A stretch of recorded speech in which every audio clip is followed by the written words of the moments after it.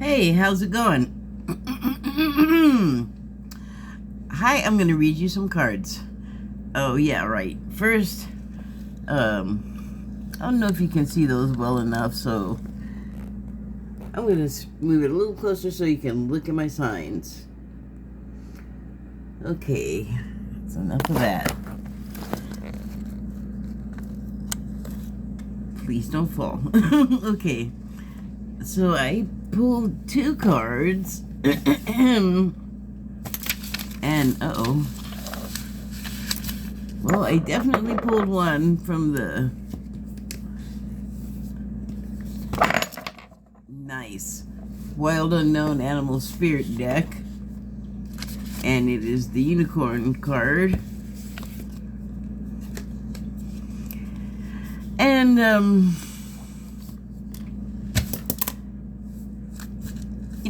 there's a full moon on this card, and if I'm not mistaken, there's a full moon tonight too. Well, isn't that a clinky dinky?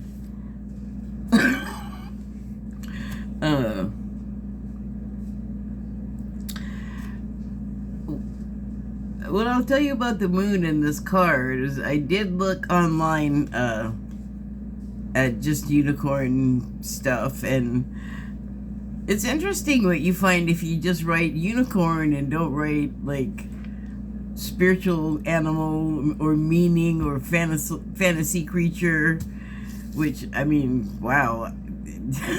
Anyway, it was not the top listing on the search engine, right? But it was like this. It was the third one, and it was like I didn't see this coming, but unicorn in like swinger and whatever circles of sexual adult things, couples that are able to induce a new person into their, I guess, well, yeah, to become well, I don't know if a throuple, I think that's like a whole relationship thing, but like a three-way, and whatever, they, get someone in there. And I say induce because everything I was reading about it also sounded like,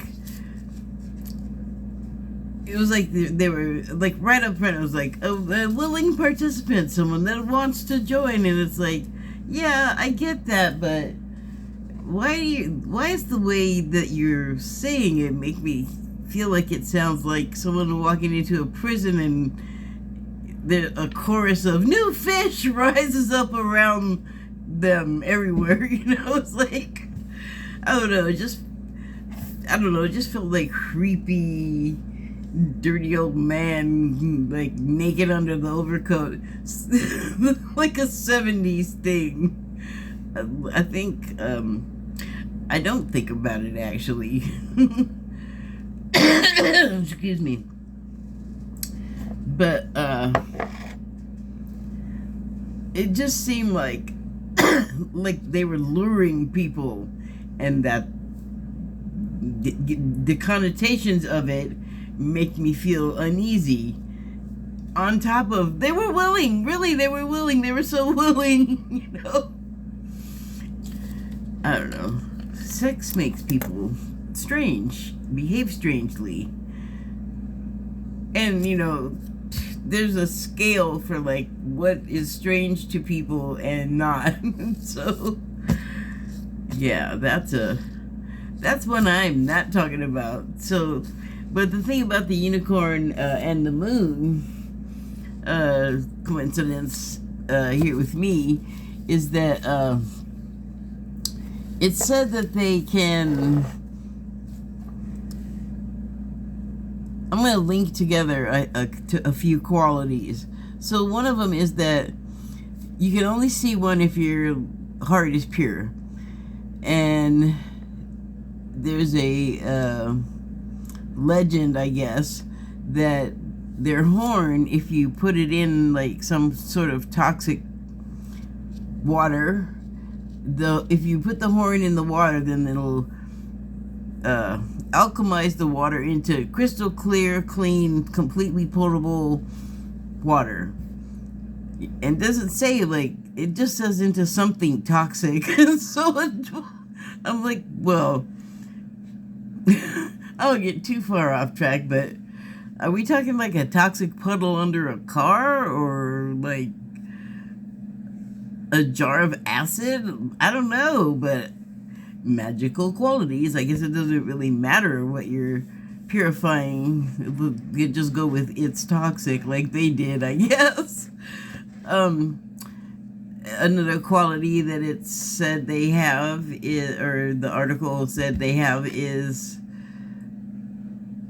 okay, if there's, on the whole of Earth, as long as there's at least one person pure of heart somewhere, there's a corresponding unicorn, which I thought was kind of cool for some reason.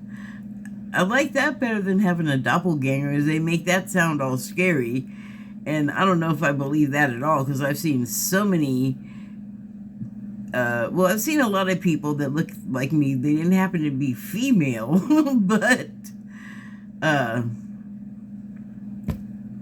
don't know how you could not find, I don't know if like your doppelganger, but somebody that looks a lot like you could be the right gender for it to work with, like the whole doppelganger legend. Oh shoot, sorry, I got a strap that's trying to run away.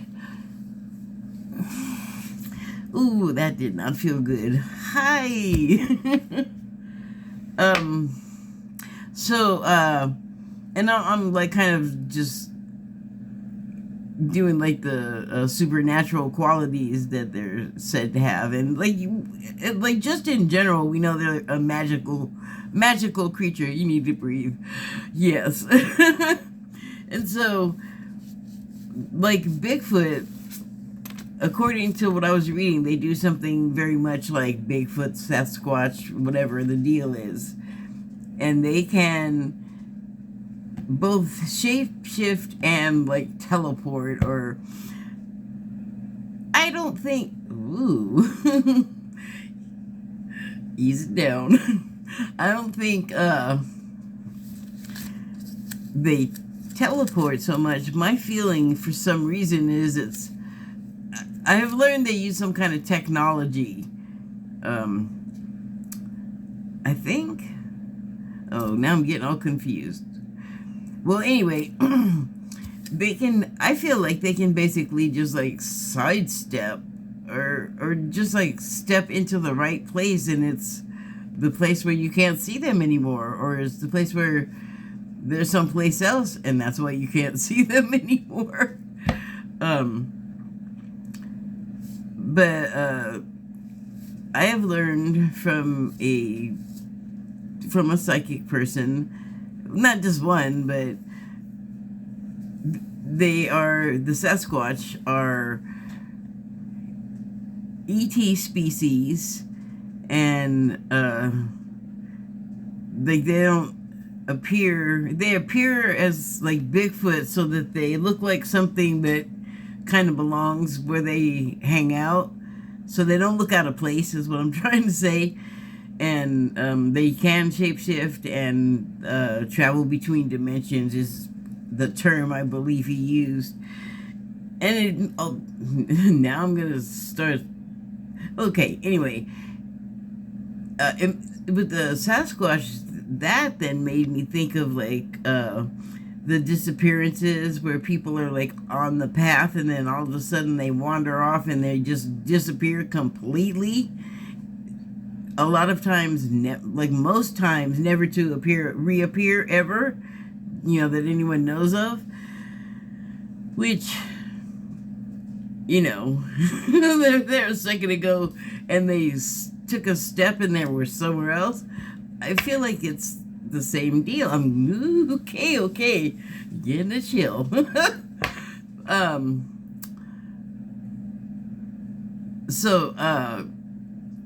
The unicorn apparently has that same ability to appear where they need to appear, and they are like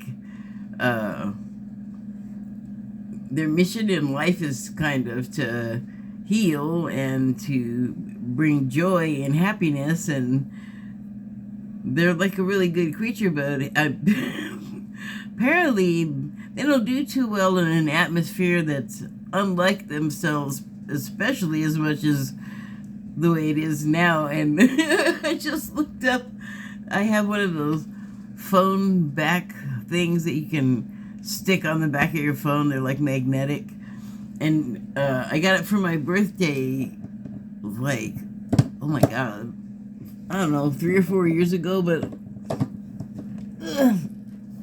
I take it off because the elastic is about to break, and I don't want to lose it out somewhere. And anyway, this is a gift.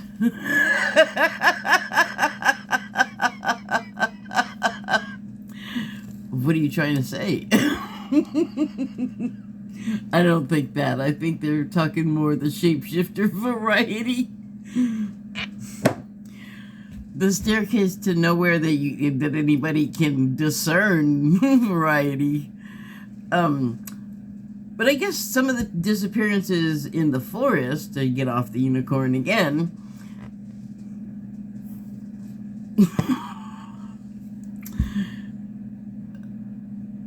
though there are a lot of disappearances that are, like, no one can figure that shit out. Like, where do they go? But there are a few reappearances, I guess. I think it was from staircases in particular. But no, the path 2, because I know one story, well, shoot, none of that is, like, officially documented. So I heard this on some channel on YouTube that people, subscribers or viewers or whatever, send in their stories, like rangers, and it's like they have to be anonymous because they're not supposed to talk about it at all. It's like the UFO thing with the Men in Black. Like, you're not supposed to talk about it. You could get in trouble, and I don't know. So they, call in or write in or donate their films or whatever, videos. Gosh, why can't I get it out? Come on now.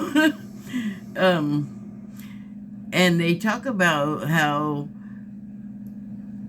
like, there was a kid in one of the stories that was with one of their family members, and they were on a trail, and the dude was basically looking at the kid, and the kid, like, wandered a couple of steps off the path, and he said, "Don't go off the path," and, like, looked at something else, and next thing you knew, the kid was gone. He didn't hear anything. It was too fast for, like, like, anything to, like, run up on him. There wasn't anything around before that. Kid was just gone, and it was, can you imagine? Like, I think it was a father. Can you, or even if it wasn't your kid, oh my god, that would be so terrible. Woo, that would be quite an experience to chalk up for some points. We'll lose somebody's kid completely in the forest. That could look bad so many ways. Oh man. So anyway, God, the ranger's story was that somewhere else in this huge national park, the kid turned up like 2 weeks later, in different clothes, like well fed, but like confused, lost time, I think like older than they should have been or something. Maybe that was in a different story. I mean, this is unknown territory that we're talking about, and apparently where it's actually happening, you're not supposed to talk about it. So, anyway, these guys, I guess, can do similar things.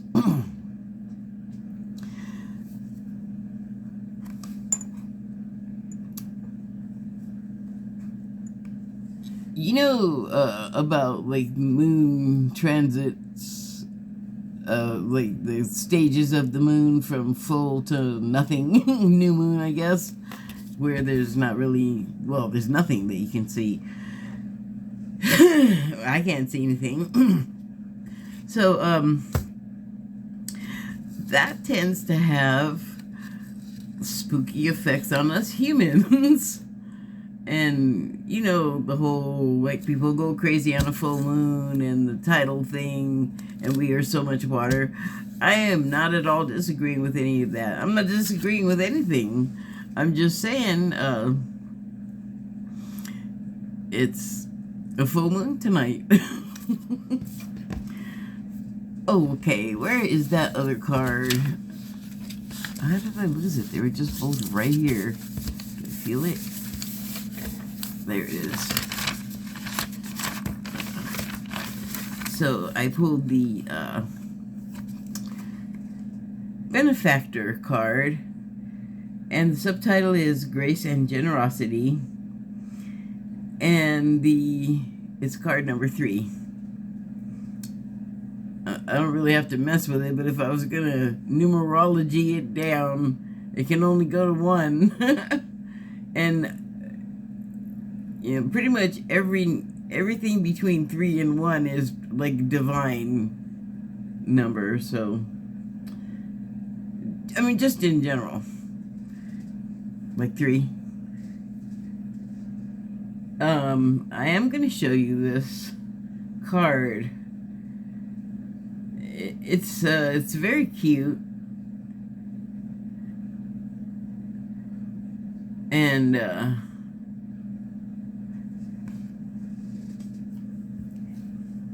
has actually a lot of things on it that I personally am fond of, like mushrooms, and especially in a fantastical context, mushrooms and little cute animals. And I'm gonna get that in there as close as I can. Make sure I don't knock something else over. And there you go. And you can see one of them is royalty. But if you should be able to see that it also looks like Mr. Royalty has wings. So that's all good. I'm not sure what creature a mouse with wings is, but I notice his little female has neither wings nor a crown, but they sure do look like they're enjoying each other's company. And I don't know, is it just like yesterday they were just mice, but they hit some kind of cosmic lotto and got all these like magical things. Oh, there's pink roses in there. I actually saw that earlier. Probably should have looked that up, because you know the flower colors have meaning too. Oh, wow. Well, I've just been talking about stuff that I had no plan on talking about at all. I have notes for something completely else. I'll save it for next time. Okay, so let me make a note on the back of that. Pink roses. I have a feeling I need to add that to whatever it's about. And pink in general, in these matters, is like, you just, you know, kicking it after a holiday, all fat and happy with your buds, and, you know, enjoying yourself however you see fit. You know, just no worries and just relaxation. And, little Mouse King is laughing too. Is he wearing clothes? Well, anyway, yesterday they were just mice, and then Cosmic Lottery, they got, in a way that wouldn't totally scare them, an upgrade on their lives from their benefactor. So, I mean, what little animals are not good and pure and nice? I wonder if they're not all like on a full moon, a forest full of little creatures that have transformed into something lighter and happier and more abundant. It's sort of like a Cinderella thing I'm saying here, isn't it? Wow, yeah, totally. The prince with little pauper mouth shouldn't have anything. Although, well, I guess not totally Cinderella. Who's gonna make her a dress? Bugs? It could work, but a little late for that, isn't it? So, okay, I'm not too far in as far as time. What I was going to talk about was I got a comment yesterday because I was talking about transitioning from the third dimension or density to the fifth. That's like the big deal in the woo-woo world. It's the it's the talk of the talk. And they asked, you know, why is the fourth dimension missing, basically, or why aren't we doing that one? And I'm like, well, we are, like, that, as best I understand it, like, the transition itself, that transitional period, as we're shifting from phase to phase, the part we don't see happening, the transit, don't lose the thought now, is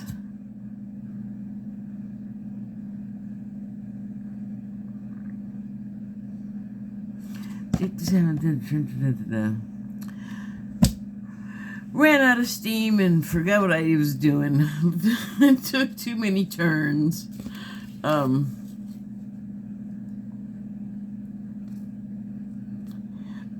Oh, the Cinderella thing.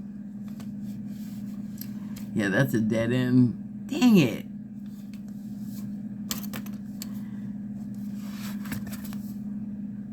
Well, maybe it'll come back to me. Oh, that's right. The mouse, the female mouse is all... Oh, I'm like totally forgetting what I was doing. Maybe I can absorb this as well. So the idea I was planning on starting on, talking about the shift thing, and we're in it. It's like actively what we're doing in the moment, even if you're not doing anything, and even if you're not consciously aware of any of what I'm talking about, like it would be news to you. I'm saying you're probably noticing things happening that are unusual, you know, like it's happening to everybody and everything. I'm sure I said this yesterday.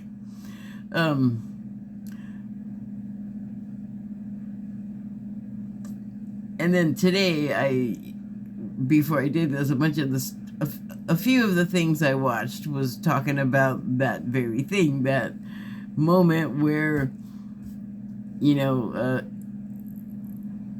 you are first one way, and then as you change or begin to change, like whatever you do consciously to make changes, like begin a diet or some new course in life, like a move of your home or job, whatever. But in between the thing that's happening now and the thing that's gonna happen that you're projecting towards, that like you don't even have to be all like, I'm gonna think about this as if it's already happening. Like you are in the middle of it. It is already happening. You are in the process of moving right now, and isn't that always fun? Isn't that always kind of a pain? Like, what if they lose your stuff? Oh my God, turmoil, transition, a bunch of people that you have to deal with. Like, it's a lot. That's what I'm saying. Like, that kind of thing, that kind of vibe. But eventually you get through it. You get over it. Like, I've seen stories of some people that like don't get their stuff back, and that is tragic and horrible. And who do you kill first? But you don't really get to do that. So I mean, you can stay in that place where you're all, but it's not productive and stuff's happening. It's not a good time to stay mired in past stuff like that. It's also something they all kind of said. And also, well, okay, yeah, it was like a recurring theme. Like, let go of the past stuff because things are moving forward, things are happening, like, get with the program, basically. Oh, I guess I can sort of meld these together. Oh, that so works. Yay. So, the transition period, the fourth dimension, I feel like, as I said, there's some of us that are aware of what's going on, and to varying degrees, people do not. And I feel like there's a core amount of people, right? And then as you get like a majority, and then like think of it as voting, and then you get out from the center, and it gets kind of fringy and kind of to the center, kind of radical, and you got your left wing and your right wing. Well, I think of the whole transition of like all of the people as an amorphous blob, and so in terms of locomotion toward the fifth dimension, you got a center group that's kind of plodding along with their incremental like voting and systems and doing everything by the book and trying to corral everybody into consensus, and that is long taking and crazy making. And then you have like, but they're like the main motor locomotion for this blob. And then you got your rear end, and they're like the stick in the mud types that are trying to like slow things down and not go. And it's like they're squeaky loud wheels, and also like kind of saboteurs. Kind of, totally. You'll see. If you don't already get a whiff of this, oh my gosh, I don't know how you haven't, but you're gonna see. I don't know. There's a stinky fruit about to burst under the floorboards of politics. But yeah, God, get cute. But anyway, we are aware of these and their objections to things. And so then there's the other pole of this blob, just mix the metaphors, are the people that want to like sort of move more quickly the opposite way. Also thought of as radical and fringy by your center core unit. But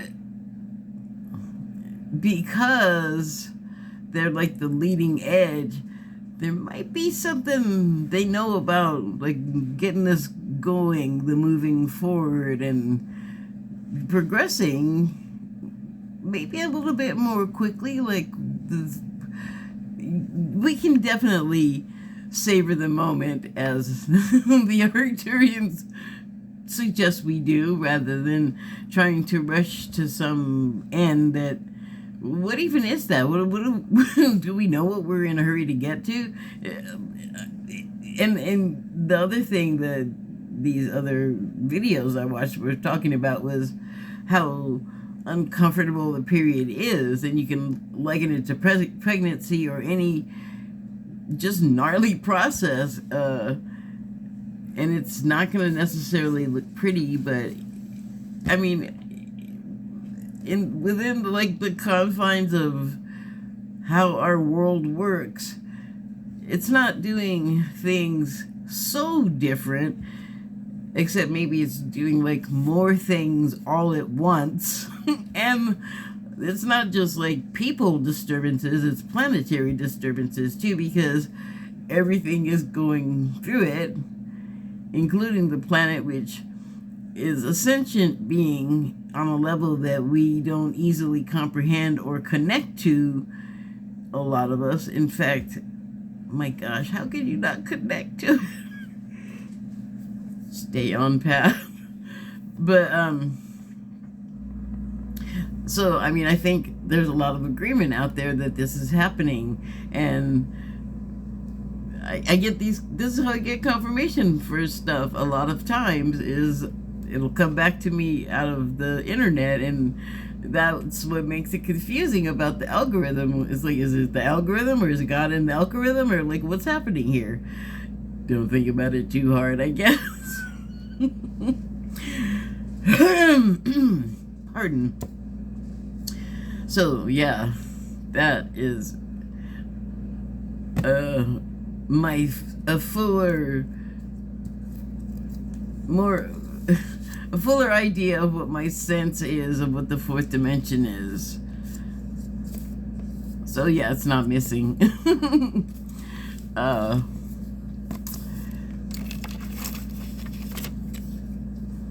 The slowing down and savoring what's happening, it's scary, it's sad, we're losing people, but remember, this is stuff we have elected to do. Like, we've already like signed the contract. It's out in the mail so long ago. So like, join me in trying to think this is like great fun when it's tragic and terrible. I'm leaving it. I think like right now it keeps turning up to be applicable. All right, I think I'm gonna go. I have a little bit of a headache, so I'm having difficulty concentrating already. God, I almost crossed myself. Thank you and good night. Thank you and good night. I don't know. Sunday. Where is it?